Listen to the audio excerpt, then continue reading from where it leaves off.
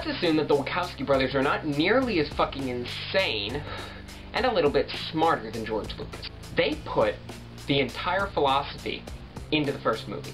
They put most of the explanation of the philosophy, most of the symbolism and everything into the first movie because, as we've stated before, the first movie had to be able to stand on its own as a separate movie if the need was there. It had to be able to communicate its message without the need for 2 additional movies.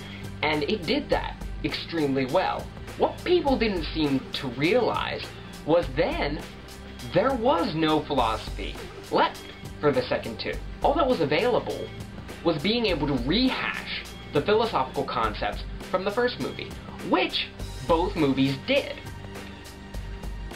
What I think pissed off a lot of these intellectual I want more philosophy in my movies people was that the second and third movies in the Matrix trilogy did not produce new philosophical concepts, fresh ideas. So, let's think from the standpoint of a writer, shall we?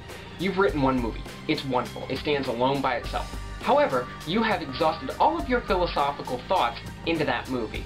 Now, really, there's very little you can do to go into more depth with the philosophy that was produced in the first movie.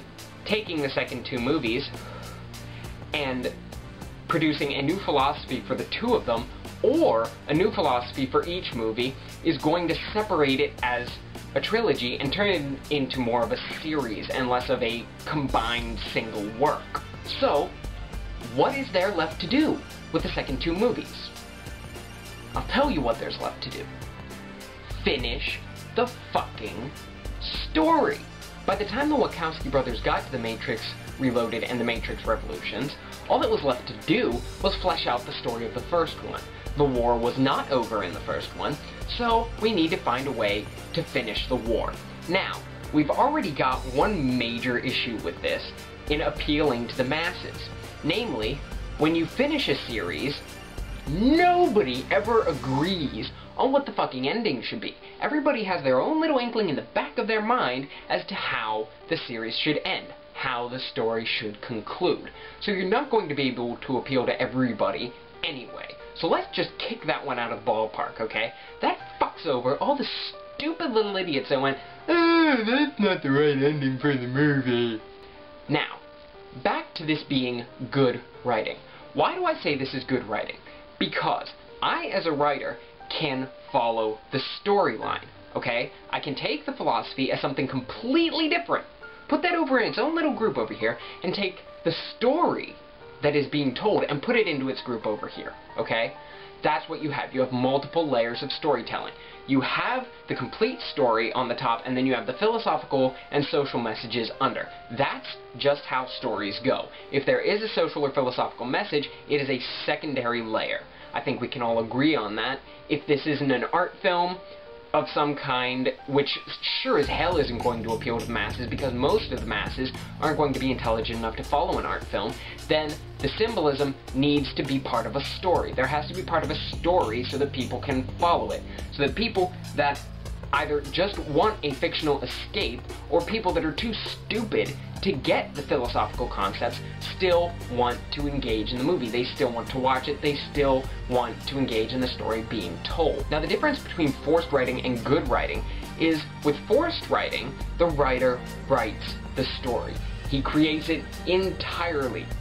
Alright? Now, good writing, the writer creates the story at the very beginning and then lets the story go. The story runs with itself. The story has an ending already in mind. There were certain plot points from the first movie that meant that the ending had to be a certain way. For example, the feel, the general aura and atmosphere of the entire movie meant that there could not be a solid, happy ending. That was just completely out of the question because of the nature of the movie in and of itself.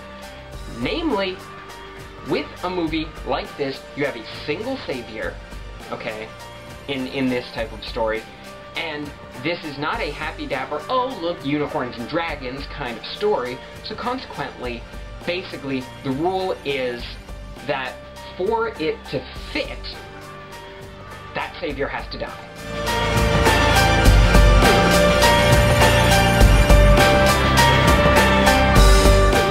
That's the way it works. The savior has to die. If Neo had lived and everybody had gone on, Luke's the one, okay, then that would have completely fucked everything up, and it wouldn't have gone along with the story. It would have stood out like a fucking sore thumb, like, I don't know, like a black guy at a bar mitzvah. It just would not have fucking worked. And it would have been painfully obvious to even the cretins watching. They would have gone, huh, something isn't right here.